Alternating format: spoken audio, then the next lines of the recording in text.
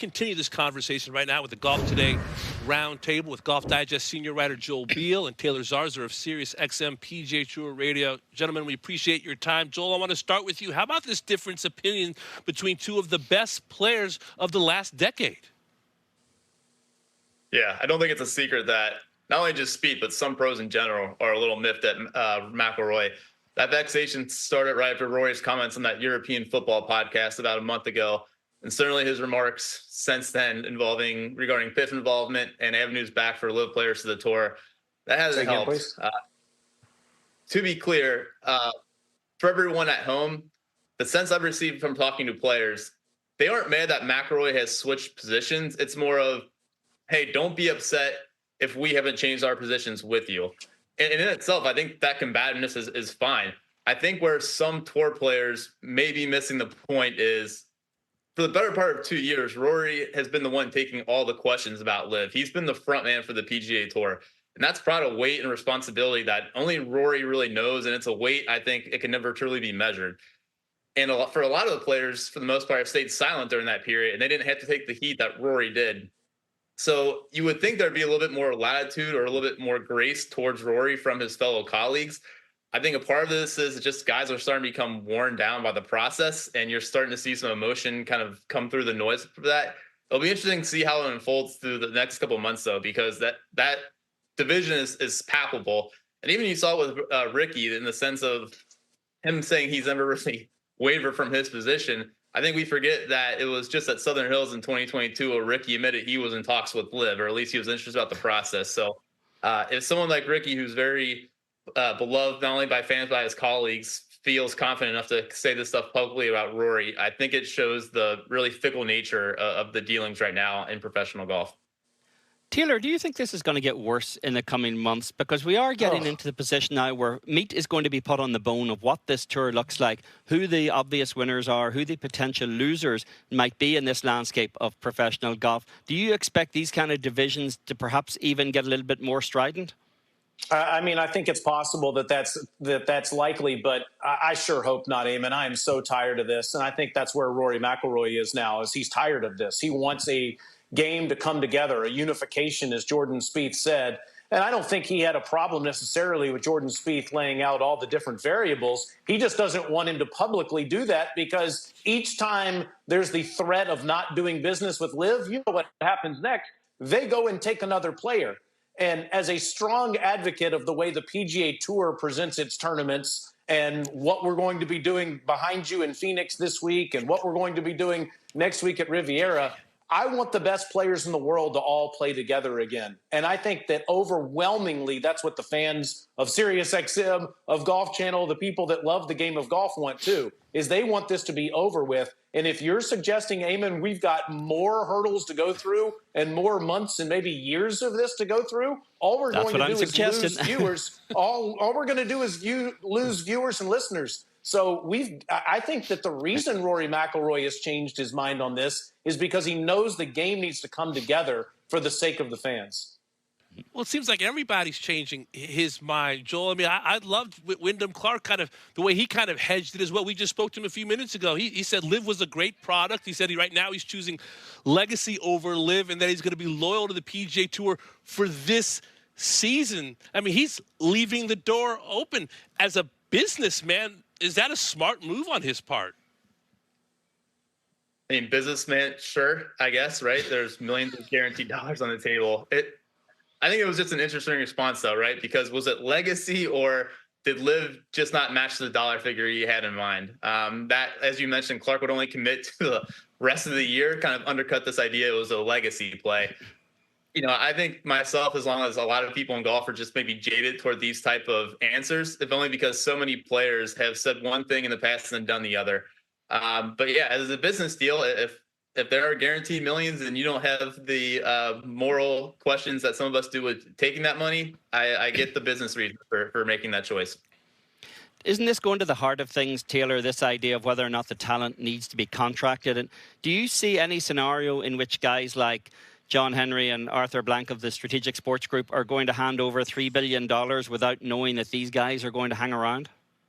No, I don't. I think that these guys want to return on their investment eventually. I realize that they're playing the long game here, but if you look at what they've done with all the different sports teams that they own, whether it's the Red Sox or it's the Falcons or it's the Mets or it's European football, anything, they're looking to find ways to create more interest in their product, and they're trying to find a way to find a return on their investment. In fact, Eamon, if you look at the Boston Red Sox right now, John Henry is trying to cut payroll. He's not trying to add to it. So I don't think that would happen unless we get to a position where everybody is playing under the same umbrella. I think that then maybe they would consider that. But going back to the point about Wyndham Clark, I appreciate his honesty. I mean, there's only been a few people throughout this process that have been honest. Dustin Johnson was honest. He took the money.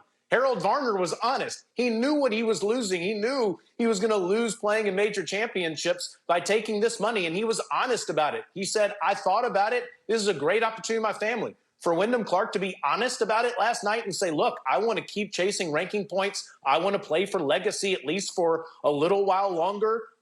And maybe then after a year from now, if I'm still in the top 5 in the world, I'll reconsider it. I do appreciate the honesty. And again, it speaks to the larger point.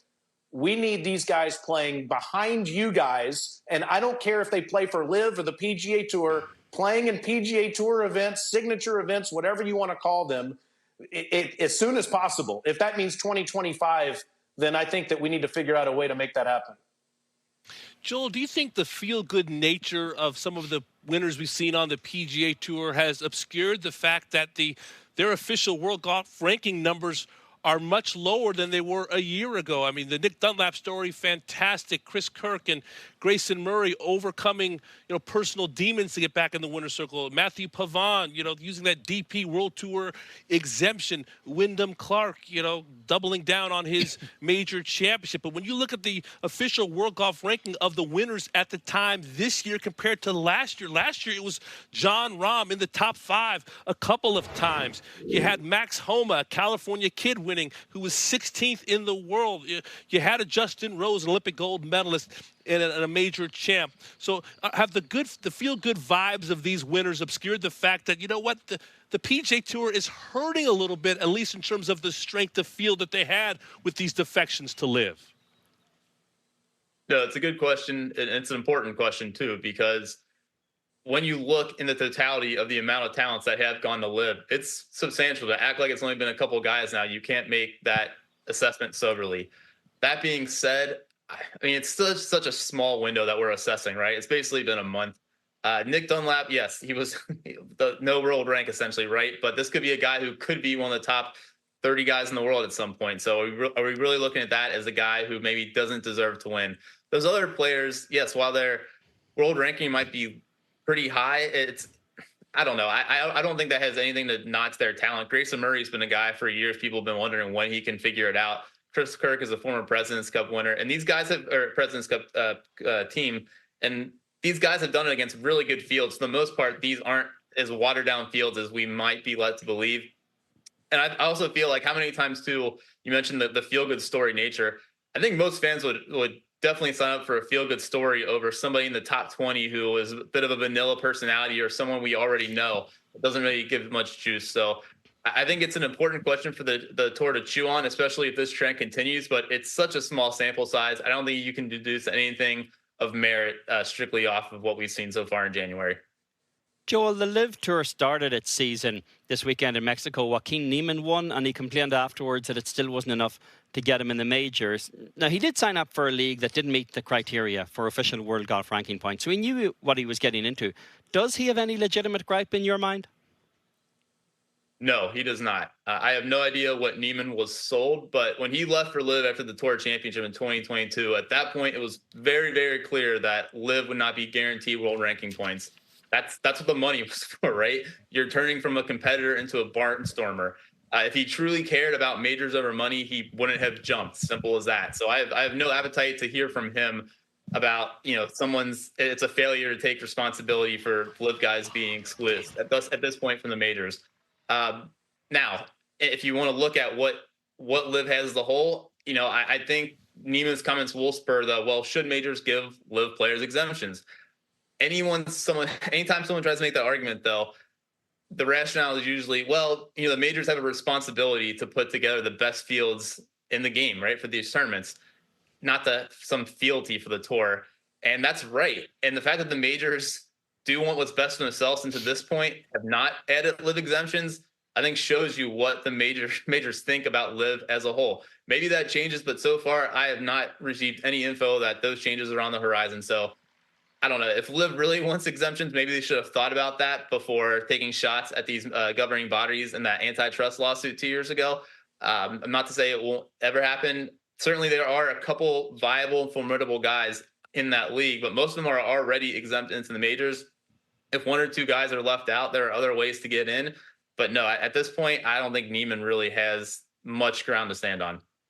Fealty, John Rahm's word back in the day. Taylor, your thoughts on Big Spain, as our colleague Rich Lerner likes to call him, bogeying the final 2 holes to lose in the individual competition, but on a stage with champagne, partying with his buddies because the team won. Can you imagine that scenario on the PGA Tour where John Rahm is bogeying his final 2 holes and then is still able to celebrate? I just feel like I'm living in like some other universe, seeing him celebrating after losing a golf tournament. Well, first of all, Joel said it best about Niemann and not playing in the major championships. You knew the risk you're getting into, and all the propaganda that they were serving us over this weekend during the broadcast was out of place. Talk about the golf instead of what you knowingly signed up for. It takes years to get official world golf ranking points, especially if you don't abide by all the criteria. But yeah, to your point, Damon, I mean, we were at the PGA Championship last year, and John Rahm is asking members of the media, me included, have you watched this product? Can you guys understand the competitive nature of it? I mean, he was ripping the product 8 months ago, and then he's winning a team title after bogeying the last 2 holes. It's just like, what are we going to be served that's going to shock us next? It's just absolutely crazy what's going on in golf these days. Look, I can't deny it. There's a lot of talent that's over there now, but there are certainly some other elements to it that I think a lot of us, maybe old timers, have a hard time digesting with the way that we've consumed golf for so long. Gentlemen, I appreciate it. Joel, looking forward to your next article on Golf Digest. Taylor, looking forward to your debut on the range Wednesday, 5 p.m. Eastern time, following Golf Today and Golf Central. It'll be simulcast on Golf Channel. Looking forward to that. Thanks, gentlemen. Thank you. Thanks, guys.